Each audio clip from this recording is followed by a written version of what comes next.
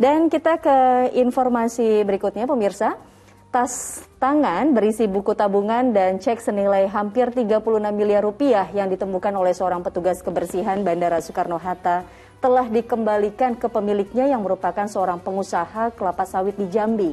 Sementara Halimah, sang penemu cek, dijadikan duta kejujuran oleh pihak Angkasa Pura II Bandara.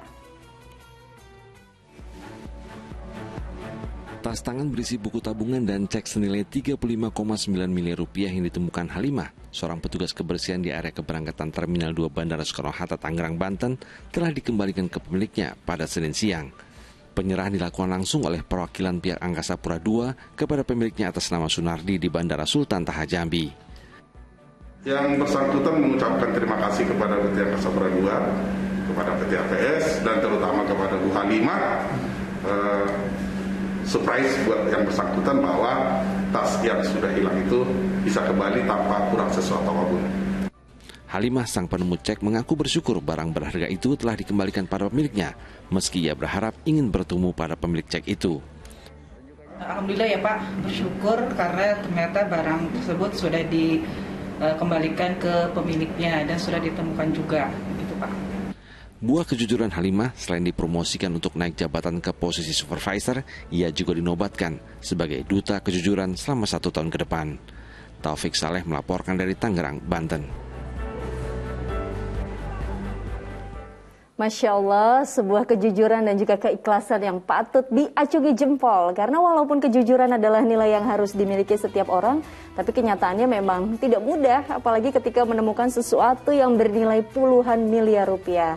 Nah, Ustaz, bagaimana pandangan Ustaz Erik melihat sosok yang jujur ini dan bisa dibilang sebenarnya ini bisa aja dimanfaatkan peluang gitu ya untuk kita mengambil uang itu?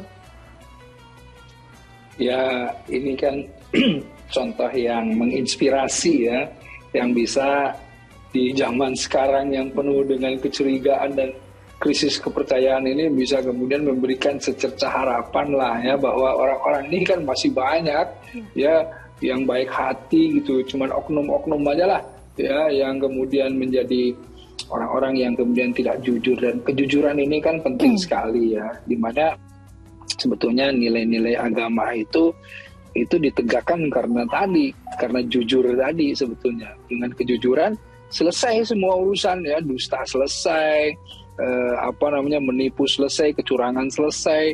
Kan dari kecurangan terjadi perselisihan dan lain-lain kan sebetulnya itu. Tapi dengan jujur ya alhamdulillah kita bisa kemudian berbangga ya melihat bahwa justru orang-orang yang dalam kondisi ekonomi yang sulit malah dia yang menampakkan kejujuran gitu ya.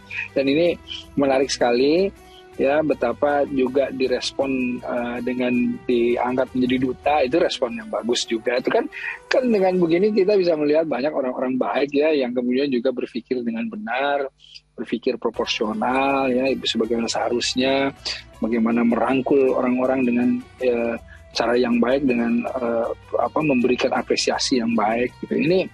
Ini sesuatu yang baik lah gitu.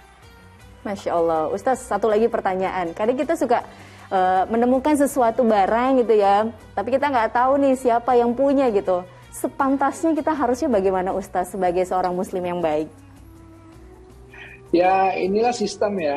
Jadi intinya kalau saya juga dulu pernah kehilangan dompet, tas saya, tapi saya kehilangan waktu di Tokyo gitu. Di setiap ujung jalan tuh ada lost and found gitu, jalan-jalan besar itu. Nah dengan sistem seperti itu ada lost and found, kita kemudian tidak sulit lagi kalau misalnya ada ketinggalan atau apa, kita tinggal menghubungi situ. Dan orang-orang ketika memang orang-orang di sana jujur ya, kemudian mempunyai integritas gitu ya, jadi intinya menemukan dan menyimpannya juga di lost and found.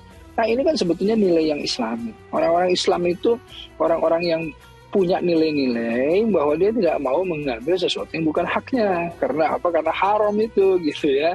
Nah kecuali kalau itu sudah menjadi barang temuan yang kalau misalnya kita sudah beritakan di mana-mana dalam jangka waktu tertentu dan tidak ada yang mengakui, ya itu kan bisa menjadi disodakohkan dan lain-lain. Kurang lebih seperti itu aturannya ya, barang-barang rikas atau temuan dan lain-lain gitu.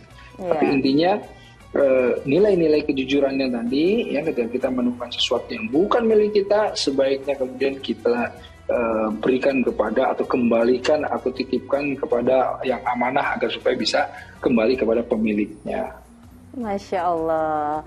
Alhamdulillah, terima kasih sekali Ustadz Erik atas waktu dan juga tausiah yang diberikan untuk seluruh pemirsa Ajwa TV hari ini. Sehat selalu Ustadz Erik. Assalamualaikum warahmatullahi wabarakatuh. Amin. Waalaikumsalam warahmatullahi wabarakatuh.